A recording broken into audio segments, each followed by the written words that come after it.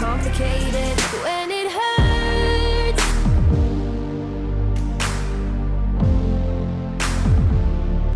Ya oke, halo semua, ketemu lagi sama si Asep. Dan kali ini untuk development kita atau pengembangan motor kita udah sementara ini semua part yang kita development itu udah rata di angka 50% semua. Jadi ini benar-benar aman banget. Jadi tinggal nanti misalkan kita masih berada di KTM Tech terus kita mungkin bisa untuk ngefullin semua pengembangan dari part-part mesin kita. Dan sementara itu untuk poin kita klasemen atau MotoGP standing itu poin kita masih memiliki jarak dengan Marc Marquez itu hanya 11 poin aja setelah kemarin di seri Finlandia, dan kali ini kita udah masuk di seri Brno. Dan ternyata yang awalnya gue kira di seri Austria tapi malah masuk ke seri Brno, karena memang di sini kan masih pakai format di musim 2020, mana di sini Brno juga masih menjadi sponsor di musim tersebut. Beda sama musim 2021 yang mana si Brno udah nggak jadi sirkuit yang bakal berlaga di musim depan atau musim ini maksudnya cuy. Back racing fans, the second qualifying session is starting and things are getting a bit more intense now with a position on the front line of the grid at stake. Dan ternyata sesi FP3, 2, 1 hingga sesi kualifikasi 1, 2 itu kita disambut dengan cuaca yang kayak gini. Itu basah dan juga hujan. Jadi lengkap sudah penderitaan bagi semua rider. Dimana kalau misalkan ini balapan hujan terus berguyur, kemungkinan ya kita bakal berusaha untuk balapan dengan gaya balap bertahan hidup. Soalnya ini kalau kita mau ngepush tuh agak susah karena emang ini tracknya licin banget. Kita ngerem dengan sangat tight braking pun itu nggak bakal bagus. Soalnya itu bakal membuat ban kita malah nge-strip dan akhirnya membuat kita crash. Jadi kita harus hati-hati karena emang di sini balapannya super duper harus dengan super berstrategi. Pasnya gitu cuy. Jadi kita nggak boleh nyerah sampai saat ini karena masih ada beberapa set lagi. Kita harus bisa meraih posisi klasemen dari Marc Marquez yang sekarang masih ada di puncak dengan jarak 11 poin dari si Asep. Welcome racing fans everywhere and thanks for joining us here in Brno to watch the Czech Republic MotoGP Grand Prix. Sampailah kita ke sesi race MotoGP Brno Ceko, dan sekarang Valentino Rossi bakal start dari posisi ke-16. Jadi kali ini SRT belum menemukan tajinya untuk tampil di depan, dan sekarang si Asep harus start dari posisi ke-9. Dengan ini kita sering banget yang namanya start dari row ketiga, jadi nggak apa-apa karena juga posisi yang bagus. Karena kita start dari posisi yang cukup sebelah kanan, jadi untuk mengambil alih nanti di hitung pertama itu kayaknya agak mudah. Jadi kita bakal coba nanti nge-push di awal-awal lap agar bisa mengejar meskipun karena ini kita menggunakan komponen soft dan soft itu luar biasa bagus karena emang soft dan soft itu emang cocok banget cuy. Jadi semoga nanti di sini kita bisa meraih gelar. Ya paling enggak ya kalau nggak bisa podium yang kita minimal masuk ke posisi yang besar aja itu udah cukup banget dengan kondisi track di Brno yang super basah dan super lebat. Oke, ini udah sabaran MotoGP Brno Ceko kali ini. Of the race, the riders are coming down to the start of the Czech Grand Prix here in Brno.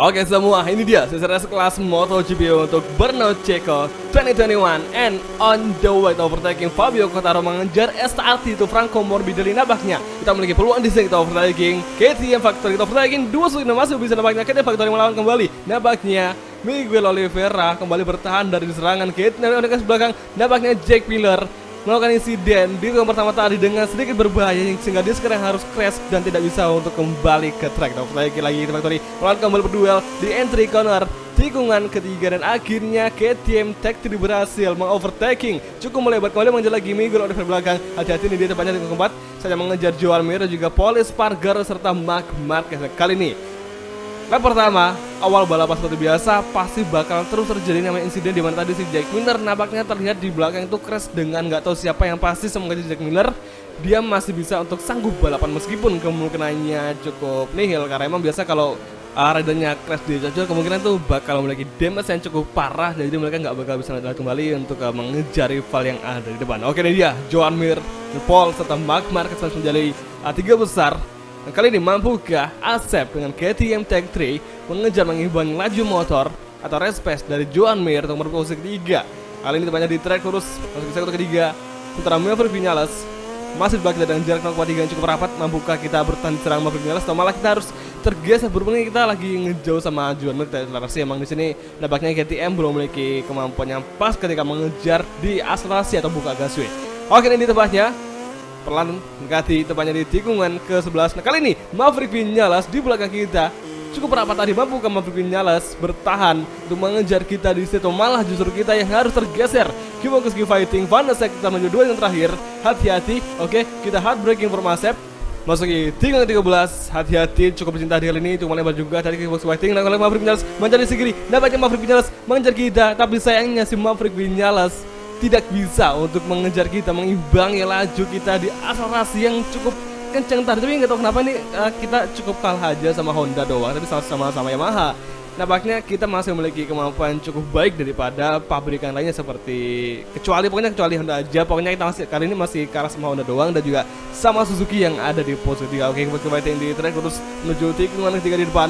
Hati-hati, cukup licin, cukup lebat. Kita hard braking bermasep. Nah, kalau ngomongin soal sirkuit Brno ya, ini sirkuit yang cukup rumit. Soalnya gue sendiri waktu main di MotoGP 19 paling nggak demen banget sama sirkuit ini karena emang di situ AI-nya nggak tahu kenapa itu luar biasa barbar banget. Mungkin yang udah ngikutin gue dari tahun 2019 atau 2000 yang kapan pokoknya di setiap seri Brno itu pasti AI-nya atau komputernya itu musuhnya tampil menggila banget.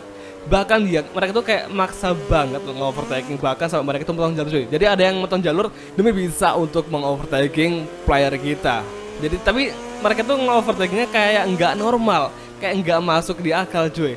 Masa iya mereka mau overtaking dengan cara yang sangat-sangat parah banget seperti motong jalur, ngelewatin rumput.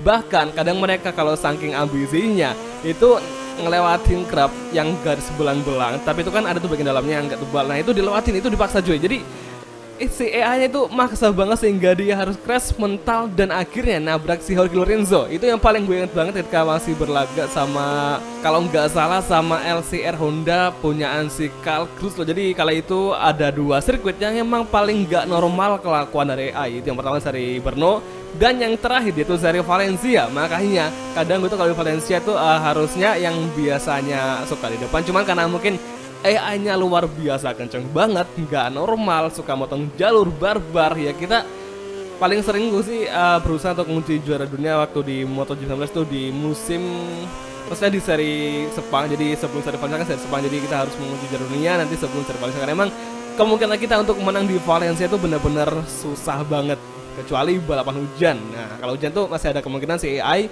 bisa untuk crash karena emang mereka luar biasa barbarnya kebangetan. Apalagi kalau sama ini nih, waktu di warming up lap itu kadang ya pembalapnya waktu di kelas Moto3 waktu berlaga di awal di 19 itu gue inget banget itu di sesi warming up lap atau selepas start tuh AI-nya kadang yang harusnya mereka startnya lurus ke track lurus di tahun pertama ada, tapi mereka ada beberapa di antaranya dan itu cukup banyak mereka malah start itu belok ke kiri dan akhirnya pun ya mereka mau nggak mau harus masuk rumput dan juga nabrak pembatas. Jadi yang harusnya mereka start menuju ke pertama malah mereka belok ke kiri dan akhirnya mereka harus crash. Itu benar-benar parah banget emang. Pokoknya kayak yang paling banyak ngebugnya atau AI-nya paling banyak ngebug ya pasti di GP19. Tapi kalau untuk masalah fisik, gue lebih suka sama seri 19 karena emang lebih nyaman aja dan juga nggak gampang nge-sliding. Maksudnya untuk GP20 ini itu yang namanya nge-sliding bener-bener parah banget. Bahkan waktu awal rilis itu pertama kali rilis GP20 itu bener-bener parah banget. Bahkan di komentar di Steam itu ada yang bilang bahwa ini tuh game malah bukan game balap motor, justru berasa game ice skating. Bener-bener itu parah banget. Tapi memang sih untuk sekarang sih ini untungnya dengan semakin seringnya di-update, untungnya untuk sliding yang terlalu berlebihan tuh udah nggak terlalu desain, jadi lebih normal lagi dan lebih manusiawi lah ya, nggak kayak ice skating cuy, serius. Oke, tampaknya ini dia di final sector kembali lagi dan Joan Mir. Nah banyak kita dari tadi kita belum bisa untuk deketin si Joan Mir. Bingung sih ini nggak tahu kenapa emang atau emang AI-nya kuat atau malah atau emang justru di sini emang kita kurang berani. Soalnya ketika kita mau lead braking, dimana kita emang spesialis buat lead braking itu nggak bisa untuk sangat cepat. Jadi ya udahlah nggak apa-apa. Tapi kali ini kita bakal ngejar aja soalnya ini kita pakai ban soft dan soft. Nampaknya hingga sekarang kompon ban kita, grip ban kita luar biasa awet banget. Ini sudah sering. Oh kita berkontrek. Wah parah, kita malah lebar. Kita tadi cukup ngelebar gara-gara kita lead braking. Kita ngerem, tapi itu kita malah terlalu ngambil dari luarnya pun ya kita malah nginjak rumput dan akhirnya beruntungnya kita nggak sampai crash. Jadi meskipun ngelebar tapi kita beruntung banget nggak sampai crash dan saatnya fokus mengejar Joan Mir untuk posisi ketiga. Ini kayaknya si Joan Mir ini udah mulai ngelambat, kemungkinan dia udah mulai kehabisan grip ban atau mungkin dia udah mulai kecapean dengan lebatnya hujan di Brno. Oke, keep fokus, keep fighting. Sektor 2 awal di track lurus menuju tikungan di depan, kita hard braking from Asep.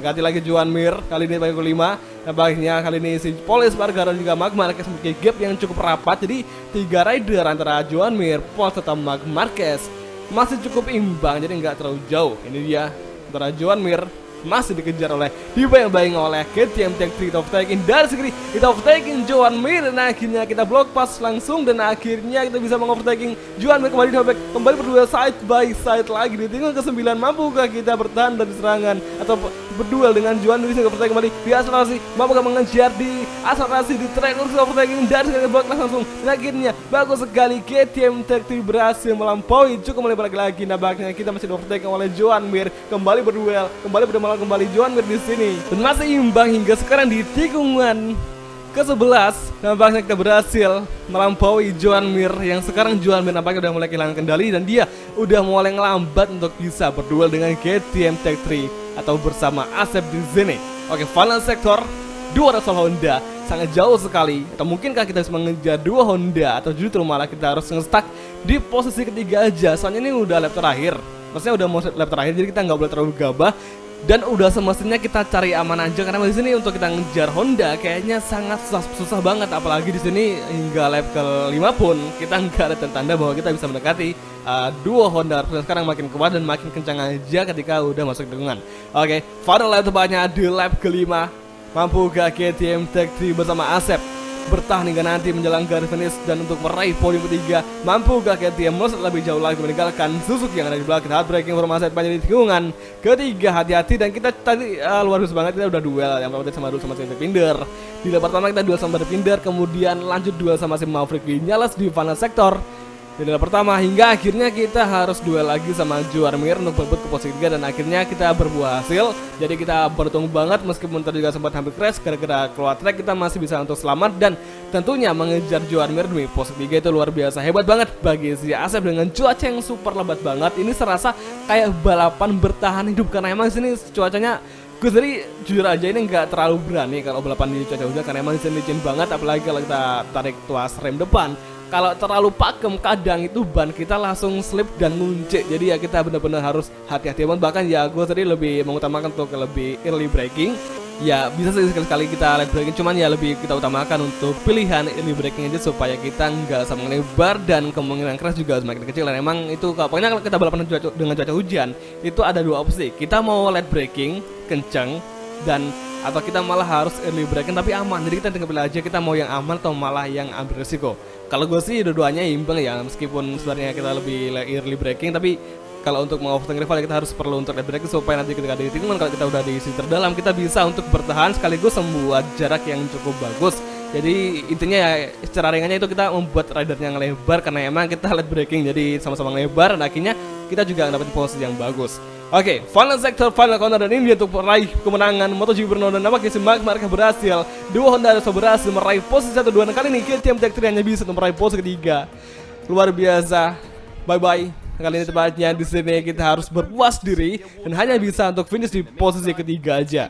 Tapi di sini kita bersyukurnya meskipun tadi kita cukup ada insiden hampir crash, tapi kita beruntungnya masih bisa untuk nge-save, dan kemungkinan itulah untuk keberuntungan hari ini kita nggak sampai crash tapi kita masih bisa untuk bertahan hingga sekarang. Akhirnya kita bisa tembus ke posisi 3 dan meraih podium dan bisa memperoleh 16 poin untuk ngumpulin ngejar si Marquez yang masih bisa menang. Dia ini benar-benar hebat banget, super power banget di seri Brno kali ini. Jadi semuanya di next race meskipun dengan gap poin 20 poin aja. Semoga di seri Austria besok kita bisa tampil mendominasi, karena emang di besok di Austria merupakan seri kandang bagi KTM. Jadi oke semua, kalau gitu kita langsung aja mengakhiri video kali ini dan kita bakal ketemu lagi nanti di next video. Kalau gitu terus nonton dan oke, bye, ciao.